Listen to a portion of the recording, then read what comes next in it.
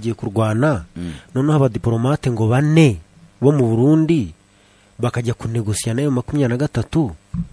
kugira ngo akabura tuzabana neza ntago tuzongera nyine kugira ibyo bibazo tubateza ariko ni mureka abasirikare bacu batahe mwibanga mushyire ibyitwa exit corridor babashyireho iyo nyine inzira bitahire kuko urumva ibaruwa ya mbere ya guverinoma y'u Rwanda avuga ko bafite abarenga hejuru mu 20 Ambassadeur Olivier Nduhungirehe Minisitiri w'Ububanyi n'Amahanga aje kuvuga aravuga ati bafite abarenga 20 ejo Perezida Paul Kagame avuga yaravuze ngo bafite abarenga 20 abo bose rero M23 ijya kumanuka ngo igere hariya yarihutaga cyane ntago bose bari batashye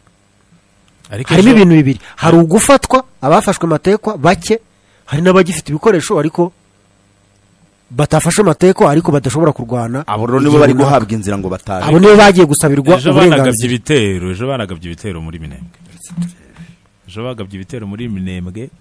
abaturage bafite inka mu bice byitwa Kamombo barazihungisha urumva abandi bikaba bivuga ko bagotewe mu gace kitwa Rurambo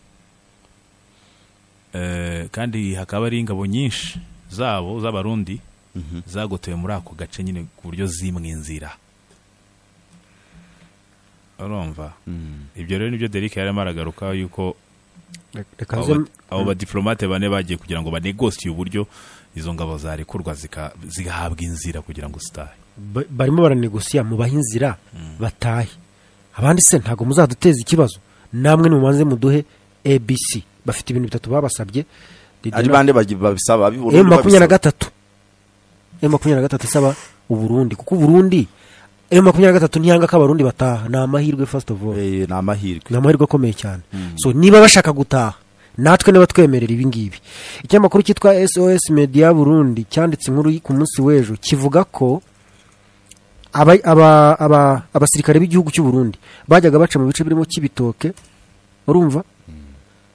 bakinjirira nyine muri Cibitoke bagahita bajya muri Republika ya Demokarasi ya Kongo noneho ino nkuru igakomeza igira ngo 4 high ranking security officials from the Burundian government requested the release of several soldiers taken prisoner during the recent crashes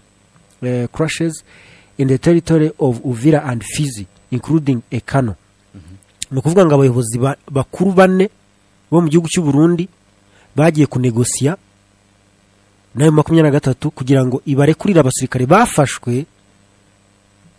mu mirwano iheruka bagafatirwa muri territoire za Uvira ndetse na Fizi muri abo bafashwe ni benshi n'abasirikare ariko harimo n'umukoroneri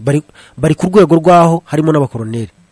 noneho they also requested the opening of a humanitarian corridor allowing several Burundian troops encircled in highlands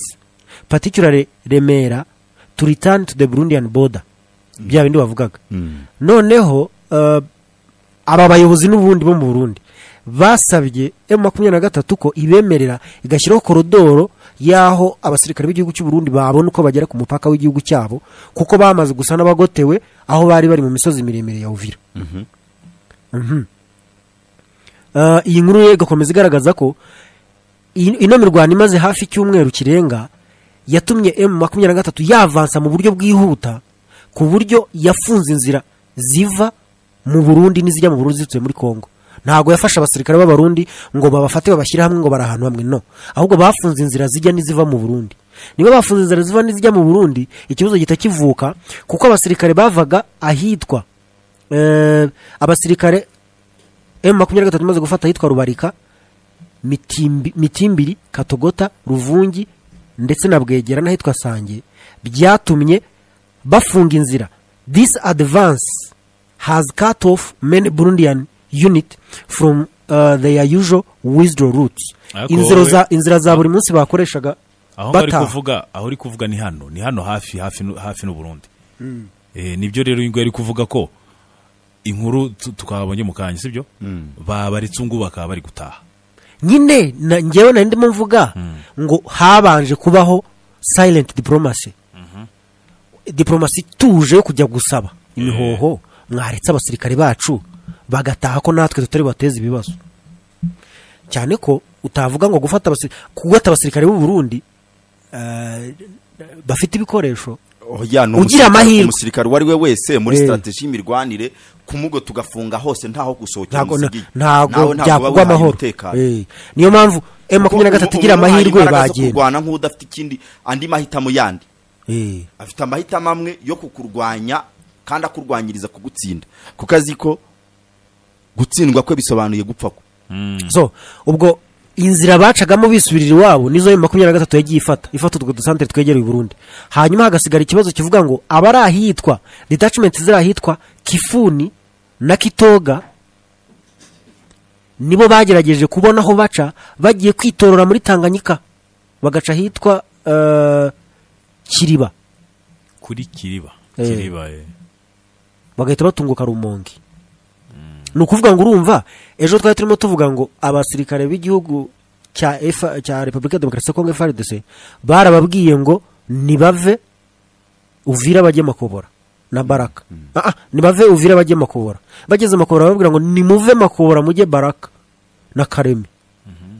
Ni ukuvuga ngo ubwo Baraka na Karemi niho M23 taragera. Aba rero nabo barimo baramanuka epfiyo bagahita bicira Baraka bakambuka amazi bagahita batunguka iwabo mu Rumonge. Abataraho M23 ishobora guhita ibabuza gutaha ariko harabo bitakunda niyo bagiye kunegosiya bivuze ngo rero u Burundi ushobora kujya no kunegosiya nabyo n'urutambwe rwiza badahise bavuga bati turabashyira umusada tubazane ku ngufu.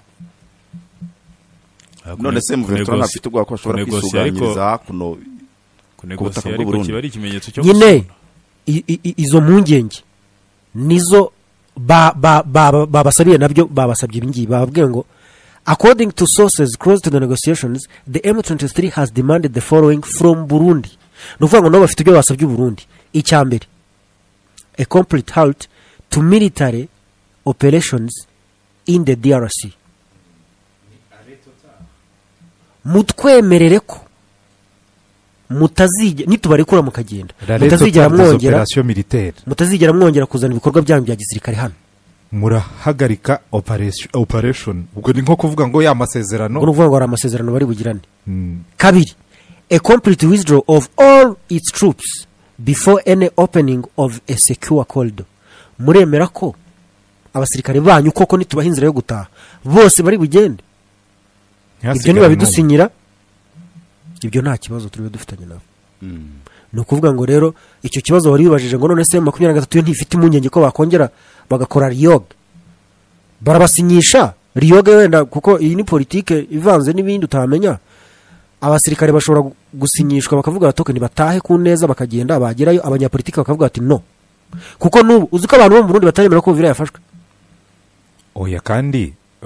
biragaragara neza yuko Burundi bimwe mu bintu bwitwaje